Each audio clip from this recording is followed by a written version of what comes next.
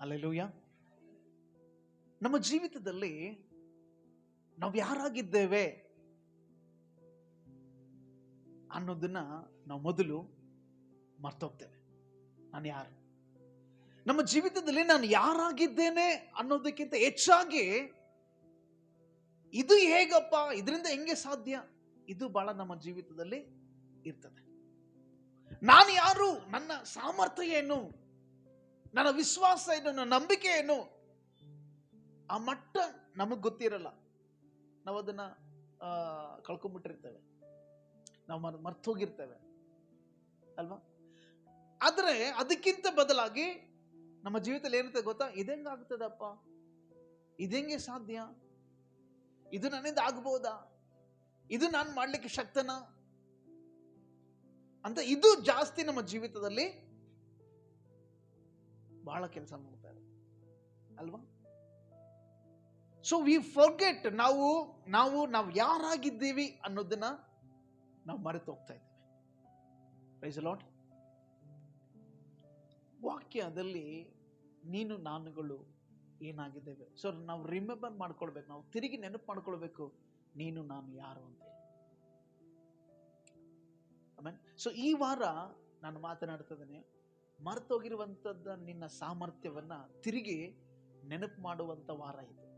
ಆಮೇಲೆ ಮರ್ತೋಗಿದ್ಯಾ, ನೀನು ಯಾರಂತ ಮರ್ತೋಗ್ಬಿಟ್ಟು, ನಿನ್ನ ಪ್ರಾರ್ಥನೆ ಎಷ್ಟು ಶಕ್ತಿ ಇದೆ ನೀನು ಮರ್ತೋಗ್ಬಿಟ್ಟಿದ್ಯಾ, ನಿನ್ನ ನಂಬಿಕೆಯಲ್ಲಿ ಎಷ್ಟು ಶಕ್ತಿ ಇದೆ ಅಂತ ನೀನು ಮರ್ತೋಗ್ಬಿಟ್ಟಿದ್ಯಾ, ನಿನ್ನ ಒಳಗಡೆ ಇರುವಂತ ದೇವರ ಶಕ್ತಿ ಏನಂತ ನೀನು ಮರ್ತೋಗ್ಬಿಟ್ಟಿದ್ಯಾ. ಬಟ್ ಈ ವಾರ ಅಂತದ್ದಲ್ಲ, ನೀನು ಕ್ರಿಸ್ತನಲ್ಲಿ, ದೇವರಲ್ಲಿ, ದೇವರ ಮಗಳಾಗಿ, ದೇವರ ಮಗನಾಗಿ ನೀನು ಯಾರಾಗಿದ್ದಿ ಅನ್ನೋದರ ತಿರುಗಿ ನೆನಪು ಮಾಡಿಕೊಳ್ಳುವಂತ ವಾರ ಇದು. ಸೊ ಈ ವಾಕ್ಯಗಳೆಲ್ಲ ನಾವು ಹಿಡ್ಕೊಳ್ಳೋಣ ಪ್ರೇರೆ. ಈ ವಾರವೆಲ್ಲ ನಾನು ಯಾರಾಗಿದ್ದೇನೆ ಅನ್ನೋದನ್ನ ತಿರುಗಿ ತಿರುಗಿ ತಿರುಗಿ ತಿರುಗಿ ತಿರುಗಿ ತಿರುಗಿ ನಾವೇನ್ ಮಾಡೋಣ, ನೆನಪು ಮಾಡ್ಕೊಳ್ಳೋಣ. ಹಲ್ಲೆಲೂಯಾ. ಯಾವ ವಿಷಯದ ನೆನಪು, ಹೇಗೆ ವಿಷಯಗಳನ್ನ ನಾವು ತಿಳ್ಕೊಳ್ಬೇಕು ಪ್ರೇರೆ. ಹಾಗಾಗಿ ಇವತ್ತು ನೀನ್ ಯಾರಾಗಿದ್ದೀಯ ಅನ್ನೋದನ್ನ ನೀನ್ ತಿರುಗಿ ಮತ್ತೆ ನೆನಪು ಮಾಡ್ಕೊ. ಮರ್ತೋಗಿರುವಂತ ನಿನ್ನ ಜೀವಿತನ, ಮರ್ತೋಗಿರುವಂತ ನಿನ್ನ ಸಾಮರ್ಥ್ಯವನ್ನ ತಿರುಗಿ ನೀನು ನೆನಪು ಮಾಡ್ಕೋಬೇಕು. ಹಲ್ಲೆಲೂಯಾ. ಜೋರಾಗಿ ಹಲ್ಲೆಲೂಯಾ. ನಾವು ಯಾರು ಅಂತ ತಿಳಿದುಕೊಳ್ಳೋಕ್ಕಿಂತ ಮುಂಚಿತವಾಗಿ, ನಮ್ಮನ್ನ ತಿರುಗಿ ನಾವು ನೆನಪು ಮಾಡಿಕೊಳ್ಳೋಕ್ಕಿಂತ ಮುಂಚಿತವಾಗಿ ನಾವು ಯಾರು ಅನ್ನೋದನ್ನ ಅರ್ಥ ಮಾಡ್ಕೊಳ್ಬೇಕು. ನಾವು ಯಾರಾಗಿದ್ದೇವೆ? Okay, correct, exactly. ನಾವು ಯಾರಾಗಿದ್ದೀವಿ? ದೇವರ ಮಕ್ಕಳಾಗಿದ್ದೀವಿ. ಹಲ್ಲೆಲೂಯಾ. ವಚನ ಹೇಳ್ತದೆ, ಯೋಹನ್ನ ಸುವಾರ್ತೆಯಲ್ಲಿ ಹೇಳ್ತದೆ, ಯಾರ್ಯಾರು ಆತನ ಅಂಗೀಕರಿಸಿದರು, ಅಂದರೆ ಆತನ ಹೆಸರಿನಲ್ಲಿ ನಂಬಿಕೆ ಇಟ್ಟರು, ಅವರಿಗೆ ದೇವರ ಮಕ್ಕಳಾಗುವಂತ ಅಧಿಕಾರ ದೇವರು ನಮಗೆ ಕೊಟ್ಟನಂತೆ. ಮೊದಲನೇ ಅಧ್ಯಾಯ 12ನೇ ವಚನ, 11, 12, 13 ಆ ವಚನದಲ್ಲಿ ನಿಮಗೆ ಸಿಗ್ತದೆ. ಯಾರ್ಯಾರು ಆತನ ಅಂಗೀಕರಿಸಿಕೊಂಡ್ರು, ದೇವರ ಹೆಸರು ನಂಬಿಕೆ ಇಟ್ಟರು, ಅವರಿಗೆ ದೇವರ ಮಕ್ಕಳಾಗುವಂತ ಅಧಿಕಾರ ದೇವರು ನಮಗೆ ಕೊಟ್ಟಿದ್ದಾನೆ. ಹಾಗಾದ್ರೆ ಆ ವಾಕ್ಯದ ಅಡಿಯಲ್ಲಿ ನಾವುಗಳು ಯಾರಾಗಿದ್ದೇವೆ? ದೇವರ ಮಕ್ಕಳಾಗಿದ್ದೇವೆ. ಹಲ್ಲೆಲೂಯಾ. ಇದು ಶಾರೀರಿಕವಾದ ಸಂಬಂಧ ತೋರಿಸೋದಿಲ್ಲ, ಇದು ಆತ್ಮಿಕವಾದಂತ ಒಂದು ಸಂಬಂಧವನ್ನ ತೋರಿಸ್ತದೆ. ನಾವು ದೇವರ ಮಕ್ಕಳಾಗಿದ್ದೇವೆ. ನಾವು ಸಾಮಾನ್ಯವಾಗಿರುವಂತ ಒಬ್ಬ ವ್ಯಕ್ತಿಯ ಮಕ್ಕಳು ನಾವಲ್ಲ. ನಾವು ಯಾರಾಗಿದ್ದೇವೆ? ದೇವರ ಮಕ್ಕಳಾಗಿದ್ದೇವೆ. ಪ್ರೀತಿ ದೇವ ಜನರೇ, ನೀನು ಯಾರು ಅನ್ನೋದನ್ನ, ನಿನ್ನ ಸಾಮರ್ಥ್ಯ ಏನು ಅನ್ನೋದನ್ನ ನೀನು ಇವತ್ತು ಅರ್ಥ ಮಾಡ್ಕೊಳ್ಬೇಕು. ಹಲ್ಲೆಲೂಯಾ. ಇದು ಹೇಗೆ, ಅದು ಹೇಗೆ ಅಂತ ಯೋಚನೆ ಮಾಡಕ್ ಹೋಗ್ಬೇಡ. ಯಾಕೆಂದ್ರೆ ನಿನ್ನ ಜೀವನದಲ್ಲಿ ಇರುವಂತ ದೇವರು, ನೀನ್ ನಂಬಿರುವಂತ ಕರ್ತನು, ಆತನು ಲೋಕದಲ್ಲಿರುವವರಿಗಿಂತಲೂ ಸಾಮರ್ಥ್ಯ ಉಳ್ಳವನಾಗಿದ್ದಾನೆ. ಆಮೆನ್ ಅಲ್ವಾ? ಹಾಗಾದ್ರೆ ಯಾರು ನಾವು ಅನ್ನೋದನ್ನ ಅರ್ಥ ಮಾಡಿಕೊಳ್ಬೇಕು ಪ್ರೇರೆ. Praise the Lord. ಮೊದಲನೇ ಸಮುವೇಲನ ಪುಸ್ತಕ 17ನೇ ಅಧ್ಯಾಯ ನಾವು ತೆಗೆದುಕೊಳ್ಳೋಣ. 45ನೇ ವಚನವನ್ನ ನಾವು ಓದಿಕೊಳ್ಳೋಣ ಪ್ರೇರೆ. ಆಗ ದಾವೀದನು ಅವನಿಗೆ, ನೀನು ಈಟಿ, ಕತ್ತಿ, ಬರ್ಚಿಗಳೊಡನೆ ನನ್ನ ಬಳಿಗೆ ಬರುತ್ತಿ, ನಾನಾದರೂ ನೀನು ಹೀಯಾಳಿಸಿದಂತ ಸೇನಾಧೀಶ್ವರನು ಇಸ್ರಾಯೇಲರ ಯುದ್ಧ ಭಟರ ದೇವರು ಆಗಿರುವ ಯೆಹೋವ ನಾಮದೊಡನೆ ನಿನ್ನ ಬಳಿಗೆ ನಾನು ಬರುತ್ತೇನೆ. Hallelujah, hallelujah. ಇಲ್ಲಿ ದಾವೀದನು ಫಿಲಿಸ್ತೀಯರ ವಿರುದ್ಧವಾಗಿ ಇವರು ಯುದ್ಧ ಮಾಡಬೇಕು ಅಂತ ಯೋಚನೆ ಮಾಡ್ತಾರೆ, ಆದ್ರೆ ಫಿಲಿಸ್ತೀಯರ ವಿರುದ್ಧವಾಗಿ ಯುದ್ಧ ಮಾಡಕ್ ಆಗ್ತಾ ಇಲ್ಲ. ಕಾರಣ ಏನಂದ್ರೆ ಇವನಕ್ಕಿಂತಲೂ ಈ ಇಸ್ರಾಯೇಲರಿಗಿಂತಲೂ ಬಲಿಷ್ಠವಾದಂತ ಒಬ್ಬ ವ್ಯಕ್ತಿ ಇಸ್ರಾಯೇಲರಿಗೆ ಏನಾಗಿ ನಿಂತ್ಕೊಂಡಿದ್ದಾನೆ? ಶತ್ರು ಆಗಿ ನಿಂತ್ಕೊಂಡಿದ್ದಾನೆ. ಕೇಳಿ, ಗಮನ ಕೊಡ್ರಿ. ಒಂದು ದಿನ ಈಶಾಯನ ಮಕ್ಕಳಿಗೆ ದಾವೀದನ ತಂದೆ ಬಂದು ಈಶಾಯನ ಮಕ್ಕಳಲ್ಲಿ ದಾವೀದನ ಏನ್ ಮಾಡ್ತಾನೆ? ಕುರಿ ಕಾಯುವಂತ ವ್ಯಕ್ತಿ. ಆದ್ರೆ ಈ ದಾವೀದನ ಮಕ್ಕಳಲ್ಲಿ ಕೆಲವು ಹಿರಿಯರೆಲ್ಲರೂ ಎಲ್ಲಿದ್ದಾರೆ? ಸೌಲನ ಸೈನ್ಯದೊಳಗಡೆ ಅವರು ಯುದ್ಧ ಮಾಡುವಂತವರಾಗಿದ್ದರು. ಒಂದು ದಿನ ಸೌಲನು ಮತ್ತು ಅವರೆಲ್ಲರೂ ಸೇರಿ ಫಿಲಿಸ್ತೀಯರ ವಿರುದ್ಧವಾಗಿ ಯುದ್ಧ ಮಾಡ್ಬೇಕಂತ ನಿಂತ್ಕೊಂಡಿದ್ದಾರೆ. ಅದೇ ಸಮಯದಲ್ಲಿ ಈ ದಾವೀದನ ತಂದೆ ಏನ್ ಮಾಡ್ತಾನೆ? ದಾವೀದನ ಕರೆದು ಆತನಿಗೆ ಸ್ವಲ್ಪ ಊಟ ಕೊಟ್ಟು, ನೀನು ಹೋಗಿ ನಿಮ್ಮ ಅಣ್ಣ ತಮ್ಮಂದಿರ ಒಂದು ವಿಚಾರವನ್ನು, ಅವ್ರ ಯೋಗಕ್ಷೇಮವನ್ನ ನೀನು ಹೋಗಿ ಕೇಳ್ಕೊಂಡು ಬಾ, ವಿಚಾರಿಸ್ಕೊಂಡು ಬಾ ಅಂತೇಳಿ ಸ್ವಲ್ಪ ಊಟ ಕೊಟ್ಟು ಕಳಿಸ್ತಾನೆ. ದಾವೀದನು ಈ ಊಟ ಕೊಡೋದಕ್ಕೋಸ್ಕರ ಎಲ್ಲಿಗೆ ಬರ್ತಾನೆ? ಇವ್ರ ಅಣ್ಣಂದಿರು ಯುದ್ಧ ಮಾಡುವಂತ ಆ ಸ್ಥಳಕ್ಕೆ ಬರ್ತಾನೆ. ಆ ಸ್ಥಳಕ್ಕೆ ಬಂದಾಗ ಏನಾಗ್ತದೆ? ಒಬ್ಬ ಫಿಲಿಸ್ತೀಯ ಸೈನ್ಯಕ್ಕೆ, ಫಿಲಿಸ್ತೀಯರ ದೇಶಕ್ಕೆ ಇರುವಂತ ಒಬ್ಬ ವ್ಯಕ್ತಿ, ಗೊಲಿಯಾತನ್ ಅನ್ನುವಂತ ಒಬ್ಬ ವ್ಯಕ್ತಿ ಈ ಇಸ್ರಾಯೇಲರಿಗೆ ಒಂದು ಒಂದು ಒಂದು ಕೂಗನ್ನ ಕೊಡ್ತಾ ಇದ್ದೇನೆ. ಏನಂದ್ರೆ, ನಿಮ್ಮಲ್ಲಿ ಯಾರಾದ್ರೂ ಬಲಿಷ್ಠ ಇದ್ರೆ ನೀವು ಬಂದು ನನಗೆ ವಿರುದ್ಧವಾಗಿ ನೀವು ಹೋರಾಡ್ರಿ, ನಮ್ಮನ್ನು ಸೋಲಿಸ್ರಿ ಅಂತ. ಆ ಗೊಲಿಯಾತನ್ ನೋಡಿ ರಾಜನಾಗಿರುವಂತ ಸೌಲನು ಎದುರು ಹೋಗಿದ್ದಾನೆ. ಸೌಲನ ಜೊತೆಗಿರುವಂತ ಎಲ್ಲಾ ಸೈನಿಕರು ಎಲ್ಲರೂ ಭಯಪಟ್ಟಿದ್ದಾರೆ, ಯುದ್ಧ ಮಾಡಕ್ ಹೋಗ್ತಾನೆ ಯಾರು. ಅದೇ ಸಮಯಕ್ಕೆ ದಾವೀದನು ಅಲ್ಲಿಗೆ ಬರ್ತಾ ಇದ್ದಾನೆ. ದಾವೀದನು ಬಂದು ಅವ್ರನ್ನೆಲ್ಲ ವಿಚಾರಿಸ್ತಾ ಇದ್ದಾನೆ. ಆ ವಿಚಾರ ಮಾಡುವಂತ ಸಮಯದಲ್ಲಿ ಈ ಗೊಲಿಯಾತನು ಮತ್ತೆ ಯಥಾ ಪ್ರಕಾರವಾಗಿ ಮತ್ತೆ ಆತನು ಎದ್ದು ಬಂದು ಕೂಗ್ತಾನೆ. ಏನಂತ? ನಿಮ್ಮಲ್ಲಿ ಯಾರಾದ್ರೂ ಬಲಿಷ್ಠರಿದ್ರೆ ನೀವು ನಮ್ಮ ಸಂಗಡ ಬಂದು ಯುದ್ಧ ಮಾಡ್ರಿ. ಈ ಮಾತು ದಾವೀದನ ಜೀವಿತವನ್ನು, ದಾವೀದನ ಮನಸ್ಸಿನಲ್ಲಿ, ಆ ಹೃದಯದಲ್ಲಿ ಅವನಿಗೆ ಆ ಮಾತು ಹೋಗ್ತು. ನಿಮ್ಮಲ್ಲಿ ಯಾರಾದ್ರೂ ಬಲಿಷ್ಠರಿದ್ರೆ ನಮ್ಮ ಜೊತೆ ಯುದ್ಧ ಮಾಡ್ರಿ. ಸೊ ದಾವೀದನ ಏನ್ ಮಾಡ್ತಾನೆ? ಸೌಲನ ಹತ್ರ ಹೋಗಿ ನಾನು ಗೊಲಿಯಾತನ ಜೊತೆಲಿ ಯುದ್ಧ ಮಾಡ್ತೀನಿ ಅಂತೇಳಿ ಹೇಳ್ತಾನೆ. ಮೋಸ್ಟ್ಲಿ ಸೌಲ ನಕ್ಕಿರ್ಬೇಕು ಅಲ್ಲ? ಯಾಕೆ? ರಾಜನಿಂದ ಯುದ್ಧ ಮಾಡಕ್ಕಾಗ್ತಾ ಇಲ್ಲ, ಸೈನಿಕರಿಂದಲೂ ಯುದ್ಧ, ಎಲ್ಲರೂ ಭಯಪಟ್ಟಾರ, ಇವನು ಮಾತ್ರ ಏನಂತಿದ್ದಾನೆ? ನಾನು ಯುದ್ಧ ಮಾಡ್ತೀನಿ ಅಂತಿದ್ದಾನೆ ಅಲ್ವಾ? ಸೌಲನು ಭಯಪಟ್ಟಿರ್ಬೇಕು. ಅವರಣ್ಣ ತಮ್ಮಂದ್ರೆ ಎಲ್ಲರೂ ಅವನನ್ನ ತಡೀತಾರೆ. ನಡಿ ಮನೆಗೆ, ನೀನ್ ಇಲ್ಲಕ್ಕೆ ಬಂದಿದೀಯ ಅಂತ ಹೇಳಿ. ಅದು ದಾವೀದನ ಮಾತ್ರ ಇಲ್ಲ, ನಾನು ಯುದ್ಧ ಮಾಡ್ತೀನಿ, ಯುದ್ಧ ಮಾಡಕ್ ಹೋಗ್ತೇನೆ ಅವನ ಹತ್ರ. ಸರಿ, ಸೌಲ ಹೇಳ್ತಾನೆ, ಯುದ್ಧ ಮಾಡಕ್ ಹೋಗ್ತೀಯಾ? ಸರಿಯಪ್ಪ, ಹಾಕು ಅಂತೇಳಿ ಯುದ್ಧದ ವಸ್ತ್ರಗಳೆಲ್ಲ ಹಾಕ್ತಾನೆ ದಾವೀದನಿಗೆ. ಆ ವಸ್ತ್ರಗಳು ಹಾಕೊಂಡು ಅವನು ನಡಿಯಕ್ಕೂ ಆಗಲ್ಲ ಅಲ್ವಾ? ಅವಾಗ ಆತನ ಅದೆಲ್ಲ ತೆಗೆದುಹಾಕಿ, ಅಲ್ಲಿ ಬೈಬಲ್ ವಚನ ಹೇಳ್ತದೆ, ಅವನು ಏನ್ ಮಾಡದಂತೆ? ಆತನ ಕೈಯಲ್ಲಿದ್ದಂತ ಒಂದು ಕವಣೆ, ಬೀಸುವಂತ ಕವಣೆಯನ್ನ ತೆಗೆದುಕೊಂಡು ಸಮುದ್ರದಲ್ಲಿ ನುಣುಪಾದ 5 ಕಲ್ಲುಗಳನ್ನ ತೆಗೆದುಕೊಂಡು ಏನ್ ಮಾಡದಂತೆ? ಆ ಕವಣೆಯಲ್ಲಿ ಒಂದು ಕಲ್ಲನ್ನ ಇಟ್ಟು ಏನ್ ಮಾಡ್ದ? ಆತನು ಆ ಗೊಲಿಯಾತನನ್ನ ಹೊಡೆದನಂತೆ. ಇದು ಸನ್ನಿವೇಶ ನಮ್ಗೆಲ್ಲ ಚೆನ್ನಾಗಿ ಗೊತ್ತು. ಆತನು ಹೊಡೆದ ತಕ್ಷಣನೇ ಗೊಲಿಯಾತನ ಏನ್ ಮಾಡ್ತಾನೆ? ಇದು ಕೆಲವು ಸಾರಿ ನಮ್ಮ ಜೀವನದಲ್ಲಿ ಗೊಲಿಯಾತನ ಅಂತ ಪರಿಸ್ಥಿತಿಗಳು ನಮ್ಮ ಜೀವಿತದಲ್ಲಿ ಬಂದಾಗ ನಾವು ಯಾರು ಅನ್ನೋದನ್ನ ನಾವು ಮರ್ತೋಗ್ಬಿಟ್ಟಿರ್ತೀವಿ. ಮರ್ತು ಹೋಗಿ ಸೌಲನಾಗೆ, ಸೈನಿಕರಾಗೆ ನಾವು ಭಯ ಪಡ್ತಾ ಇರ್ತೀವಿ. ಅಪ್ಪ, ಎಲ್ಲಿ ಹೋದ್ರೆ ನಾನು ಹೊಡೆದಾಕ್ಬಿಡ್ತೇನೇನೋ, ಎಲ್ಲಿ ಹೋದ್ರೆ ನಾನು ಸೋತೋಗ್ಬಿಡ್ತೇನೇನೋ, ಎಲ್ಲಿ ಇದು ಮಾಡಕ್ ಹೋದ್ರೆ ಎಲ್ಲಿ ನನಗಿದು ಅಂಟ್ಕೊಂಡ್ಬಿಡುತ್ತೇನೋ ಅಂತ ನಾವು ಭಯದಲ್ಲಿರ್ತೇವೆ. ಆದ್ರೆ ದಾವೀದನು ಆ ರೀತಿಯಾಗಿ ಭಯ ಪಡ್ಲಿಲ್ಲ. ದಾವೀದನೇ, ನಾನು ಹೋಗಿ ಯುದ್ಧ ಮಾಡ್ತೇನೆ. ಹಾಗಾದ್ರೆ ಈ ಧೈರ್ಯ ಎಲ್ಲಿಂದ ಬಂತು? ಈ ಧೈರ್ಯ ದಾವೀದನಿಗೆ ಎಲ್ಲಿಂದ ಬಂತು? ದಾವೀದನು ದೇವರಲ್ಲಿ ನಾನು ಏನಾಗಿದ್ದೀನಿ ಅಂತೇಳಿ ದಾವೀದನಿಗೆ ಚೆನ್ನಾಗಿ ಗೊತ್ತಿತ್ತು. ನನ್ನ ದೇವರಲ್ಲಿ ನಾನು ಏನಾಗಿದ್ದೇನೆ, ನನ್ನ ಸಾಮರ್ಥ್ಯ ಏನು, ದಾವೀದನಿಗೆ ಚೆನ್ನಾಗಿ ಗೊತ್ತಿತ್ತು. ಹಲ್ಲೆಲೂಯಾ. ಅಣ್ಣವರೆಲ್ಲರೂ ಅವರೆಲ್ಲರೂ ಯಾವುದ್ರ ಮೇಲೆ ನಂಬಿಕೆ ಇಟ್ಟಿದ್ದಾರೆ? ಕತ್ತಿ, ಬರ್ಚಿ, ಸೌಲನು ಎಲ್ಲ ಸೈನಿಕರ ಮೇಲೆ ನಂಬಿಕೆ ಇಟ್ಟಾನೆ, ಹೌದಾ? ಬಟ್ ದಾವೀದನು ಮಾತ್ರ ಯಾರ ಮೇಲೆ ನಂಬಿಕೆ ಇಟ್ಟಾನೆ? ದೇವರ ಮೇಲೆ. ದಾವೀದನಿಗೆ ಚೆನ್ನಾಗಿ ಗೊತ್ತಿತ್ತು, ನಾನು ದೇವರಲ್ಲಿ ಏನಾಗಿದ್ದೇನೆ, ನನ್ನ ನಂಬಿಕೆಯ ಸಾಮರ್ಥ್ಯ ಏನು. ದಾವೀದನಿಗೆ ಗೊತ್ತಿದೆ, ನಾನು ಯಾಕೆ ದೇವ್ರನ್ನ ನಂಬಿದ್ದೇನೆ, ನನ್ನ ದೇವ್ರು ಯಾರು ಅಂತ ಚೆನ್ನಾಗಿ ಗೊತ್ತಿತ್ತು. ಯಾರಿಗೆ? ದಾವೀದನಿಗೆ. ಹಲ್ಲೆಲೂಯಾ.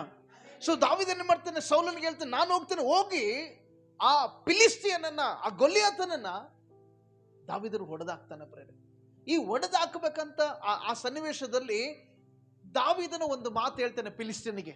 ಏನಂತ?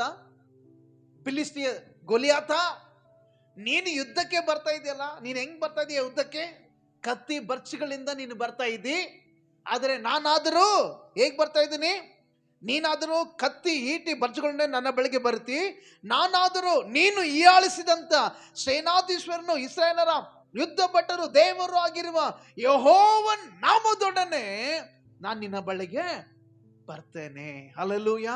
ಹಾಗಾದ್ರೆ ದಾವೀದನಿಗೆ ಚೆನ್ನಾಗಿ ಗೊತ್ತಿತ್ತು, ನಾನು ದೇವರ ಮಗನಾಗಿದ್ದೇನೆ, ನಾನು ಜೀವ ಸ್ವರೂಪನ ದೇವರ ಮಗನಾಗಿದ್ದೇನೆ, ಜೀವ ಸ್ವರೂಪನಾದ ದೇವರನ್ನ ನಂಬಿದ್ದೇನೆ, ನಾನು ಯುದ್ಧ ಮಾಡಕ್ ಹೋದ್ರೆ ನನ್ನ ದೇವರು ನನಗೆ ಜಯ ಖಂಡಿತ ಕೊಟ್ಟೆ ಕೊಡ್ತಾನೆ ಅನ್ನುವಂತ ಭರವಸೆ ದಾವೀದನಿಗೆ ಇತ್ತು. ಯಾಕಂದ್ರೆ ಆ ದೇವರನ್ನ ಅಷ್ಟು ಚೆನ್ನಾಗಿ ದಾವೀದನ ಅರ್ಥ ಮಾಡ್ಕೊಂಡ್ಬಿಟ್ಟಿದ್ದ.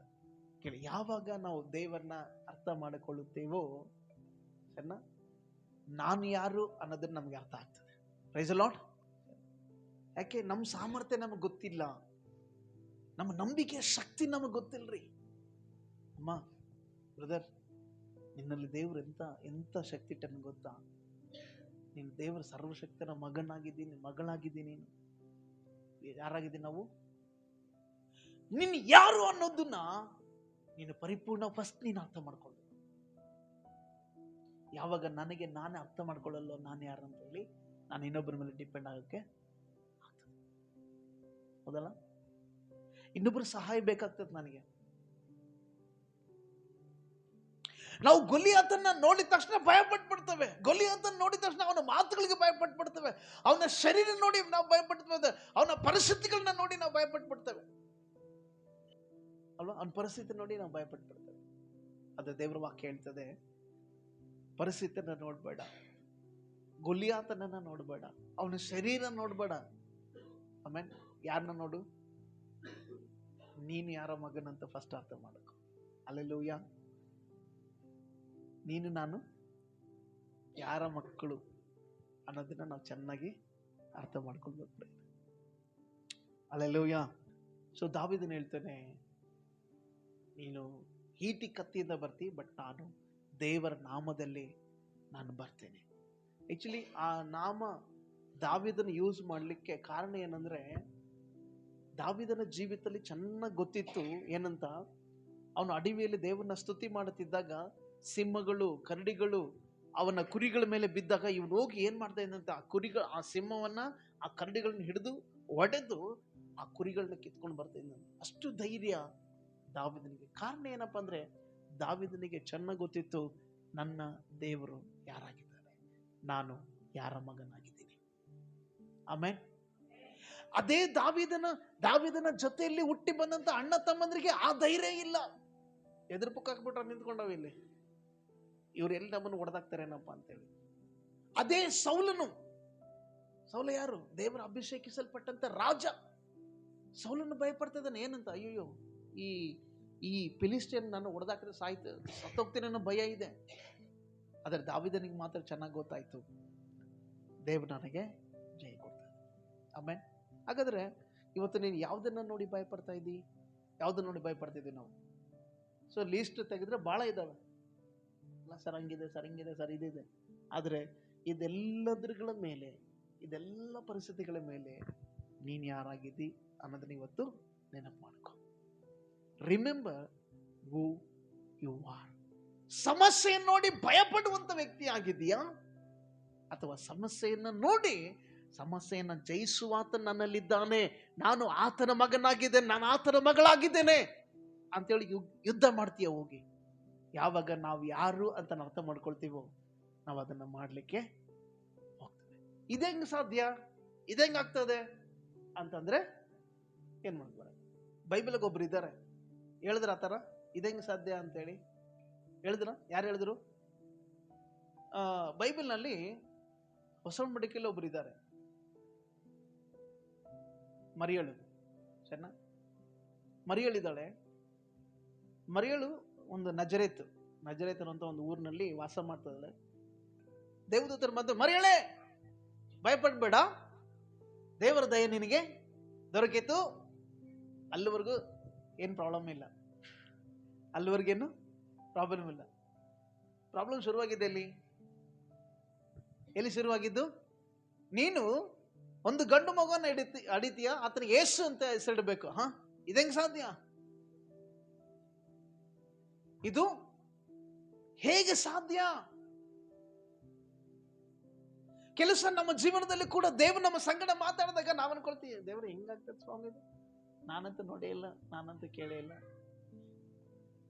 ಹೌದಾ? ದೇವ್ರೆ, ನಾನು ಇದಕ್ಕೆ ನನಗೆ ಅನುಭವನೇ ಇಲ್ಲ, ಇದು ನನಗೆ ಹೆಂಗಾಗುತ್ತೆ? ಇಲ್ಲ, ಒಂದು ಸಾರಿ ದೇವರು ನಿನ್ನ ಜೀವಿತದಲ್ಲಿ ಮಾತಾಡಿದ್ದಾನೆ ಅಂದ್ರೆ ಆ ಮಾತು ನಿನ್ನ ಜೀವಿತದಲ್ಲಿ ಅದು ನೆರವೇರ್ತದೆ. ಆಮೆನ್. ಅದಕ್ಕೆ ದೇವದೂತನು ಆ ಮರಿಯಳಿಗೆ ಹೇಳ್ತಾನೆ, ದೇವರಿಂದ ಬರುವಂತ ಮಾತುಗಳಲ್ಲಿ ಯಾವ್ದಾದ್ರು ಒಂದಾದ್ರೂ ನಿಷ್ಫಲ ಆಗ್ತದ? ದೇವರಿಗೆ ಅಸಾಧ್ಯವಾದ ಯಾವ್ದಾದ್ರು ಇದೇನಾ ಅಂತ ಹೇಳಿದಾಗ ಅದೇ ಮರಿಯಳು ಹೇಳ್ತಾಳೆ, ನಾನು ಕರ್ತನ ದಾಸಿಯಾಗಿದ್ದೇನೆ, ನೀನು ಹೇಳಿದಂತೆ ನನಗೆ ಆಗಲಿ. ನೀನು ಹೇಳಿದಂತೆ ನನ್ನ ಕರ್ತನ ದಾಸಿ, ನೀನು ಹೇಳಿದಂತೆ ನನಗಾಗ್ಲಿ. ಅಲ್ಲೆಲೂಯ. ಕೆಲಸ ನಮ್ಮ ವಿಶ್ವಾಸ ಜೀವಿತದಲ್ಲಿ ಮರಿಯಳಾಗೆ ಇದು ಹೆಂಗೆ ಸಾಧ್ಯ ಸ್ವಾಮಿ? ದೇವ್ರೆ, ಇದು ಹೆಂಗ ಆಗ್ತದ? ದೇವ್ರೆ ಇದನ್ನ ಸಾಧ್ಯ ಆಗುತ್ತಾ? ಇದು ನಾನು ಮಾಡಬಲ್ಲೆನಾ? ಇದು ನನ್ನಲ್ಲಿ ಆಗುತ್ತಾ? ಇದು ದೇವ್ರು ಹೇಳ್ತಾನೆ, ದೇವರಿಂದ ಏನಾದ್ರೂ ಅಸಾಧ್ಯವಾದದ್ದು ಇದೇನಾ? ಹಾಗಾದ್ರೆ ನೀನು ಯಾರು ಅನ್ನೋದನ್ನ ನಾವು ಮರೆತು ಹೋಗ್ತಾ ಇದೀವಿ. So remember who you are. So ನೀನು ಯಾರಾಗಿದ್ದಿ? ನೀನು ಸರ್ವಶಕ್ತನ ಮಗನಾಗಿದ್ದಿ. ದಾವೀದನ ಯಾವ ರೀತಿ ದೇವರ ಮೇಲೆ ಫುಲ್ ಆಗಿ ಆತುಕೊಂಡಿದ್ನೋ, ನೀನು ದೇವರ ಮೇಲೆ ಆತುಕೊಂಡಂತ ವ್ಯಕ್ತಿ ಆಗಿದ್ಯಾ? ಇನ್ನೊಬ್ಬರ ಮೇಲೆ ಆತುಕೊಳ್ಳುವಂತ ಅವಶ್ಯಕತೆ ನಿನಗೆ ಇಲ್ಲ. ಇನ್ನೊಬ್ಬರು ಉಪಯೋಗಿಸುವಂತ ಆಯುಧಗಳ ಮೇಲೆ ನೀನು ಆತುಕೊಳ್ಳುವಂತ ಅವಶ್ಯಕತೆ ನಿನಗಿಲ್ಲ. ದೇವರು ನಿನ್ನ ಜೀವಿತದಲ್ಲಿ ತನ್ನ ಉದ್ದೇಶ ಹಾಕಿದ ಮೇಲೆ ನೀನು ದೇವರ ಮೇಲೆ ಆತುಕೊಳ್ಳಬೇಕಾಗಿರ್ತದೆ. ನೀನು ದೇವರ ಮೇಲೆ ಆತುಕೊಳ್ಬೇಕು. ನೀನು ದೇವರ ಮಗನಾಗಿದ್ದೀಯ. ನಿನ್ನ ಸಾಮರ್ಥ್ಯ ಚೆನ್ನಾಗಿ ಅರ್ಥ ಮಾಡಿಕೊಳ್ಬೇಕು. ಸಿಂಹಗಳನ್ನ ಕೊಂದಿದಂತ ದಾವೀದನು, ಕರಡಿಗಳನ್ನ ಹೊಡೆದಾಕಿದ್ದ ದಾವೀದನಿಗೆ ಒಬ್ಬ ಮನುಷ್ಯನು ಹೆಂಗ್ ಕಂಡ? ಇವನೇನಪ್ಪ, ಇವನ್ ಹೆಂಗಾದ್ರೂ ಬೇಕಾದ್ರೆ ಹೊಡೆದಾಕ್ಬೋದು ಅಂತೇಳಿ ದಾವೀದನಿಗೆ ಗೊತ್ತಾಯ್ತು. ದಾವೀದನ ಜೀವಿತವನ್ನ ಆತನು ಯಾರು ಅಂತ ಕಲಿಸಿಕೊಟ್ಟಿದ್ದೇ ಯಾವುದು? ಅದನ್ನು ಯಾರಂತ ಕಲಿಸ್ಕೊಟ್ಟಿದ್ದು, ತೋರಿಸ್ಕೊಟ್ಟಿದ್ದು ಯಾವುದು? ಅಡವಿಯಲ್ಲಿ ಅವನು ದೇವರೊಂದಿಗೆ ಇದ್ದಂತ ಸಂಬಂಧ. ಏನ್ ಮಾಡ್ತಿದ್ದ ದಾವೀದನ ಅಡವಿಯಲ್ಲಿ ಹೋದಾಗ? ಏನ್ ಮಾಡ್ತಿದ್ದ ಅಂತ ವಾಕ್ಯ ಹೇಳ್ತದೆ. ಏನ್ ಮಾಡ್ತಿದ್ದ ಆತನು? ಕುರಿಗಳನ್ನ ಮೇಯಿಸ್ಲಿಕ್ಕೆ ಬಿಟ್ಟು ಅವನು ದೇವರನ್ನ ಸ್ತುತಿ ಪದಗಳನ್ನ ಆಡುತ್ತಾ ದೇವರ ಸನ್ನಿಧಾನದಲ್ಲಿ ಸಮಯ ಕಳೀತಾ ಇದ್ದಂತೆ. ಪ್ರೀತಿಯ ದೇವ ಜನರೇ, ನಾವು ದೇವರ ಸನ್ನಿಧಾನದಲ್ಲಿ ನಾವಿದ್ದಾಗ ನೀನು ನಾನು ಯಾರು, ನನ್ನ ಸಾಮರ್ಥ್ಯ ಏನು ಅನ್ನೋದನ್ನ ನಾವು ಅರ್ಥ ಮಾಡಿಕೊಳ್ತೀವಿ. ಹಲ್ಲೆಲೂಯಾ. ಸೊ ನಮ್ಮ ಸಾಮರ್ಥ್ಯ ಏನೀಗ? ಗೊಲಿಯಾತನನ್ನ ಹೊಡೆದಾಕುವಂತ ಸಾಮರ್ಥ್ಯ ನಮ್ಮಲ್ಲಿ ಇದೆ. ಯಾವ ತರ ಇದೆ? ಎಂತ ಸಾಮರ್ಥ್ಯ ಇದೆ? ಗೊಲಿಯಾತನ ಹೊಡೆದಾಕುವ ಸಾಮರ್ಥ್ಯ ಹೇಗೆ? ದಾವೀದನ ಏನ್ ಮಾಡ್ತಾನೆ? ಕವಣೆಯನ್ನ ತೆಗೆದುಕೊಂಡು ಕಲ್ಲಿಂದ ಹೊಡಿತಾನೆ. ಹೌದಾ? ಇದು ಕುರಿ ಕಾಯುವಂತವರ ಒಂದು ಪದ್ಧತಿ. ಕುರಿ ಕಾಯುವಂತ ವ್ಯಕ್ತಿ ಆ ಪದ್ಧತಿಯ ಪ್ರಕಾರ ಗೊಲಿಯಾತನನ್ನ ದಾವೀದನ ಏನ್ ಮಾಡ್ತಾನೆ? ಹೊಡಿತಾನೆ. ಹೌದಾ? ಆದ್ರೆ ಗೊಲಿಯಾತನ ಪದ್ಧತಿ ಏನಾಗಿತ್ತು? ಅವನ ಪದ್ಧತಿ ಬೇರೆ ಇದೆ. ಯುದ್ಧ ಮಾಡೋದು, ಹೊಡಿಯೋದು ಬೇರೆ ಪದ್ಧತಿ. ಏನು? ಕತ್ತಿಯಿಂದ, ಈಟಿಂದ ತಿವುದು, ಕತ್ತಿಯಿಂದ ಕೊಲ್ಲುವಂತ ಅವ್ರ ಪದ್ಧತಿ. ಬಟ್ ಇವನ್ ಪದ್ಧತಿ ಬೇರೆ ಇದೆ ಅಲ್ವಾ? ಸೊ ಯಾವಾಗ ನೀನು ನಾನು ಯಾರಾಗಿದ್ದೇನೆ ದೇವರಲ್ಲಿ ಅಂತ ಅರ್ಥ ಮಾಡಿಕೊಂಡಾಗ ನಿನ್ನ ಒಳಗಡೆ ಇದ್ದಂತ ಸಾಮರ್ಥ್ಯ ಆ ಸಾಮರ್ಥ್ಯದಿಂದಲೇ, ನಿನ್ನಲ್ಲೇ ಇದ್ದಂತ ಸಾಮರ್ಥ್ಯವನ್ನ ತೆಗೆದುಕೊಂಡು ದೇವರು ನಿನ್ನ ವಿರೋಧಿಯನ್ನ ಎದುರಿಸುವಂತ ಶಕ್ತಿಯನ್ನ ದೇವರು ನಿನ್ನಲ್ಲಿ ಇಟ್ಟಿದ್ದಾನೆ. ಆಮೇನ್.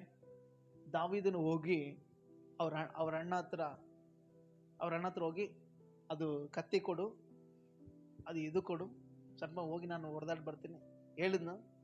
ಸೌಲನ ಕೊಟ್ಟ, ಬಟ್ ಅವನಿಗೆ ಒತ್ಕೊಳಕ್ ಆಗ್ಲಿಲ್ಲ. ಅದುಗಳೆಲ್ಲವನ್ನ ಭರಿಸ್ಲಿಕ್ಕೆ ಆತನಿಗೆ ಆಗ್ಲಿಲ್ಲ.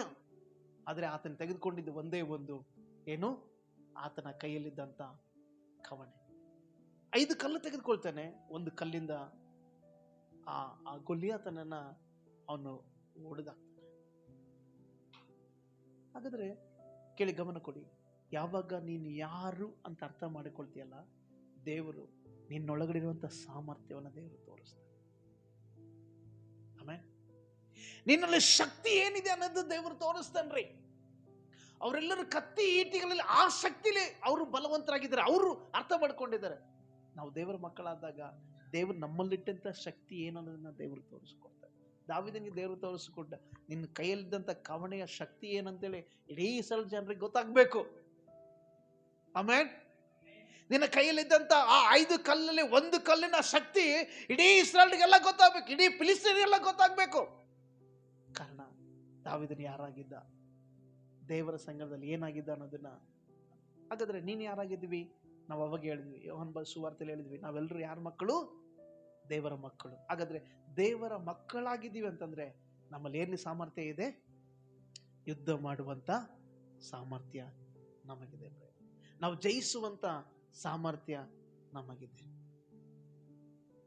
ಆಮೇಲೆ ನಾವು ಸೋತು ಹೋಗುವಂತ ಸಾಮರ್ಥ್ಯ ನಮ್ಮಲ್ಲಿಲ್ಲ, ಗೆಲ್ಲುವಂತ ಸಾಮರ್ಥ್ಯ ದೇವರು ನಮ್ಮಲ್ಲಿ ಇಟ್ಟಿದ್ದಾರೆ. ಹಾಗಾದ್ರೆ ಈ ಕವಣೆ ಅನ್ನುವಂಥದ್ದು ಏನ್ ನಿನ್ನ ಜೀವಿತದಲ್ಲಿ ಗೊತ್ತಾ? ಏನ್ ಸೂಚನೆ ಮಾಡ್ತದೆ ಈ ಕವಣೆ ಅನ್ನುವಂಥದ್ದು? ಕವಣೆ ಅನ್ನುವಂಥದ್ದು ಪ್ರಾರ್ಥನೆಯನ್ನ ಸೂಚಿಸ್ತದೆ. ಏನು? ಪ್ರೇಯರ್. ಕಲ್ಲು ಏನ್ ಸೂಚನೆ ಮಾಡ್ತದೆ? ದೇವರ ವಾಕ್ಯ. ಆಮೆನ್.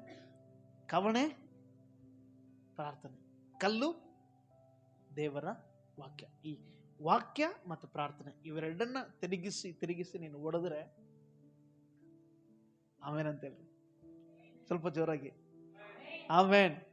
Hallelujah, hallelujah. ಪ್ರಾರ್ಥನೆ ವಾಕ್ಯ ಅನ್ನುವಂತ ಈ ಕವಣೆ, ಈ ಕಲ್ಲುಗಳು ನಿನ್ನ ಜೀವಿತದಲ್ಲಿ ಬಲವಾಗಿತ್ತಂದ್ರೆ ಇನ್ನೊಬ್ಬ ವ್ಯಕ್ತಿಯನ್ನ ಹುಡುಕುವಂತ ಅವಶ್ಯಕತೆ ನಿನಗೆ. ಅಲ್ಲಿ ಬೈಬಲ್ ವಚನ ಹೇಳ್ತದೆ, ಈ ದಾವೀದನು ಯುದ್ಧ ಮಾಡಕ್ ಹೋದಾಗ ಇವರೆಲ್ಲರೂ ನಿಂತ್ಕೊಂಡು ನೋಡ್ತಾ ಇದ್ದಾರೆ. ಯಾರು? ರಾಜ ಸೌಲ ಮತ್ತೆ ಅವ್ರ ಅಣ್ಣ ತಮ್ಮಂದಿರು ಎಲ್ಲರೂ, ಇಡೀ ಇಸ್ರಾಯೇಲ್ ಸೈನ್ಯ. ದಾವೀದ ಒಬ್ಬನೇ ಮುಂದೆ ಹೋಗ್ತಾ ಇದ್ದ. ಕಾರಣ ಅವನಲ್ಲಿ ವಾಕ್ಯದ ಶಕ್ತಿ ಇತ್ತು. ಅವನು ಯಾರು ಅಂತ ತಿಳ್ಕೊಂಡಿದ್ದ? ಅವನಲ್ಲಿ ಪ್ರಾರ್ಥನೆಯ ಶಕ್ತಿ ಇತ್ತು, ಆರಾಧನೆ ಸ್ತುತಿಯ ಶಕ್ತಿ ಆತನಲ್ಲಿತ್ತು. ಆ ಶಕ್ತಿಯಿಂದ ಆತನ ಮುಂದೆ ಹೋಗ್ತಾನೆ. ಇವತ್ತು ನಿನ್ನಲ್ಲಿ ಈ ಕವಣೆ ಅನ್ನುವಂತ ಪ್ರಾರ್ಥನೆಯ ಶಕ್ತಿ ನಿನಗೆ ಗೊತ್ತಿದೆನಾ? ವಾಕ್ಯ ಅನ್ನುವಂತ ಈ ಕಲ್ಲು ನಿನ್ನ ಜೀವಿತದಲ್ಲಿ ಇದ್ದೇನಾ? ನಾವು ಅರ್ಥ ಮಾಡ್ಕೊಳ್ಬೇಕು. ಹಲ್ಲೆಲೂಯಾ. ಇಲ್ಲ ಸರ್, ನನ್ನ ಹತ್ರ ಬರೇ ಪ್ರೇಯರ್, ಚೆನ್ನಾಗಿ ಪ್ರೇಯರ್ ಮಾಡ್ತೀನಿ, ವಾಕ್ಯ ನನಗೆ ಗೊತ್ತಿಲ್ಲ ಸರ್ ಅಂದ್ರೆ ಇನ್ನು ಬರೇ ಕವಣೆ ಇಟ್ಕೊಂಡು ತಿರುಗಿ ಹೊಡೆದ್ರೆ ಕಲ್ಲೇ ಇಲ್ಲ. ಅದ್ರಾಗ ಕಲ್ಲಿದೆ ಸರ್, ಇದು ತಿರುಗಿಸಕ್ಕೆ ಇಲ್ಲ. ವಾಕ್ಯ ಚೆನ್ನಾಗಿ ಗೊತ್ತು, ಪ್ರಾರ್ಥನೆ ಇಲ್ಲ. ಇಲ್ಲ, ಪ್ರಾರ್ಥನೆ ಜೊತೆಗೆ ಕಲ್ಲು ವಾಕ್ಯಗಳು. ಅವಾಗ ನಾವು ಯಾರು ಅನ್ನೋದನ್ನ ನಾವು ಅವಾಗ ನಮ್ಗೆ ಕ್ಲಿಯರ್ ಗೊತ್ತಾಗುತ್ತೆ, ನಾವು ದೇವರ ಸರ್ವಶಕ್ತನ ದೇವರ ಮಕ್ಕಳು ಅಂತೇಳಿ ನಮಗೆ ಗೊತ್ತಾಗುತ್ತೆ. ಹಲ್ಲೆಲೂಯಾ. ಇಲ್ಲ ಅಂದ್ರೆ ಇದಂಗಾಗತ್ತೆ ದೇವರೇ, ನಮ್ಮ ಜೀವಿತ ಹಂಗೇನೆ. ಇದೆಂಗ್ ಸಾಧ್ಯ? ಇಲ್ಲ, ಸಾಧ್ಯ. ಯಾಕೆ? ದೇವರಿಂದ ಆಗದೇ ಇರುವಂತ ಕಾರ್ಯಗಳು ಒಂದು ಇಲ್ಲ. ಆಮೇನ್. ಸೊ ಈಗ ನಾವು ನನ್ನಲ್ಲಿ ಏನು ಸಾಮರ್ಥ್ಯ ಇದೆ ಅನ್ನೋದಕ್ಕಿಂತಲೂ ನಾನು ಯಾರಾಗಿದ್ದೇನೆ ಅನ್ನೋದಕ್ಕಿಂತಲೂ ಇದು ಹೇಗೆ ಸಾಧ್ಯ ಅನ್ನೋದು ಜಾಸ್ತಿ ನಮಗೆ ಯೋಚನೆ ಇರ್ತದೆ. ಈಗ ಇದು ಹೇಗೆ ಸಾಧ್ಯ ಅನ್ನೋದನ್ನ ಬಿಟ್ಟು ನಾನೇನಾಗಿದ್ದೇನೆ ಅನ್ನೋದನ್ನ ನಾವು ಅರ್ಥ ಮಾಡಿಕೊಳ್ಳೋಣ. ಹಲ್ಲೆಲೂಯಾ. ಯಾರಾಗಿದ್ದೇವೆ ನಾವು? ದೇವರ ಮಕ್ಕಳು, ಸರ್ವಶಕ್ತನ ಮಕ್ಕಳು ನಾವು ಆಗಿದ್ದೇವೆ. ನಮ್ಮಲ್ಲಿ ಜಯದ ಶಕ್ತಿ ಇದೆ ಪ್ರೇರೆ. ಹಲ್ಲೆಲೂಯಾ.